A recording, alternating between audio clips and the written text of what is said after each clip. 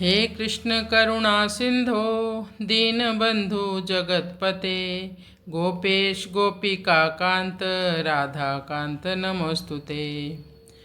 श्री राधा माधव की जय। श्रीमद् भगवद गीता की जय। श्रीमद् भगवद गीता का अध्याय 4 और श्लोक संख्या 38 का भी हम पाठ करेंगे।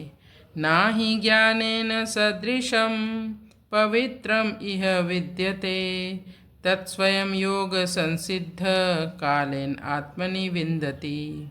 नाहि ज्ञानेन सदृशं पवित्रम इह विद्यते तत्स्वयं योग संसिद्ध कालेन आत्मनि विन्दति। भगवान कहते हैं, ना ही ज्ञानेन सदृशम पवित्रम इह विद्यते। इस संसार में इस पवित्र दिव्य ज्ञान के समान पवित्र करने वाला अन्य कोई साधन नहीं है। मानो हम बाहर से घूम कर आए और हमें धूल मिट्टी लग गई, हमने पानी से स्नान किया और शुद्ध हो गए, लेकिन किसी ने बाहर से आते समय आपके साथ या हमारे साथ दुर्व्यवहार कर दिया या किसी ने हमारा अपमान कर दिया, क्या नहाने से भूल पाओगे आप? नहीं, नहाने से हम भूल नहीं पाएंगे। लेकिन यदि आपके पास दिव्य ज्ञान होगा तो आप उसे तत्क्षण क्षमा कर सकते हो और आप शुद्ध हो सकते हो। शुद्ध कैसे होंगे? क्योंकि आपके मन में फिर कोई वैर नहीं रहेगा उसके प्रति। यदि आप किसी के प्रति वैर रखते हो लंबे समय तक या दुर्भावना रखते हो तो ये आपके हृदय की मलिनता होगी, आपके हृदय की दुर्बलता होगी। तो फिर शुद्ध भाव कब होंगे? जब आप दिव्य ज्ञान में स्थित होंगे। ना ही ज्ञानेन सदृशम पवित्रम इह विद्यते तत्स्वयं योग संसिद्ध कालेन आत्मनि विन्दति। इस ज्ञान को प्राप्त करके ऐसा योगी अपने भीतर भीतर असीम सुख का अनुभव करता है। ये ज्ञान उसे उसी क्षण मिल जाता है। अब हम इस श्लोक का अनुवाद करते हैं। इस दिव्य ज्ञान के समान इस संसार में पवित्र करने वाला और कोई साधन नहीं है। योग में सिद्ध व्यक्ति इस ज्ञान को कालक्रम में अपने भीतर प्राप्त कर लेता है।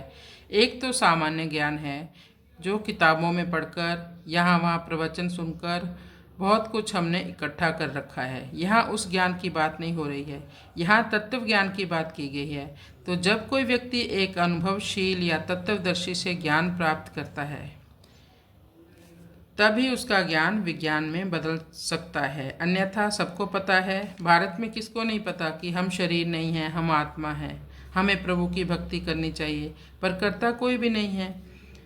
ये अलग बात है जब कोई जीवन में किसी के मुसीबत आती है तो वो मंदिर की ओर जाने लगते हैं, ठाकुर जी के पास हाथ जोड़कर खड़े रहेंगे, अपनी सारी मुसीबत बताएंगे उनको। लेकिन जैसे ही मुसीबत समाप्त हुई भगवान के मंदिर जाना भी बंद हो जाता है और भगवान की सेवा भी बंद हो जाती है। दिव्य ज्ञान की बहुत बड़ी महिमा है, आप समझो इस बात को।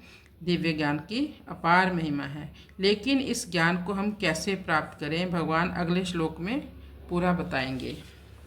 कृष्णाय वासुदेवाय हरये परमात्मने प्रणतक्लेशनाशाय गोविंदाय नमो नमः।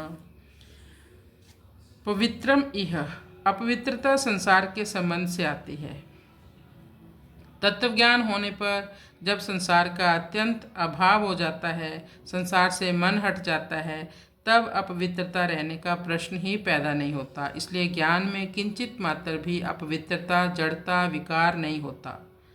ज्ञान तो शुद्ध होता है। यह पद का तात्पर्य है कि तत्व ज्ञान लौकिक है जबकि परमात्म ज्ञान अलौकिक है, वो भगवत स्वरूप है। हरे कृष्ण कृष्ण कृष्ण हरे हरे, हरे राम हरे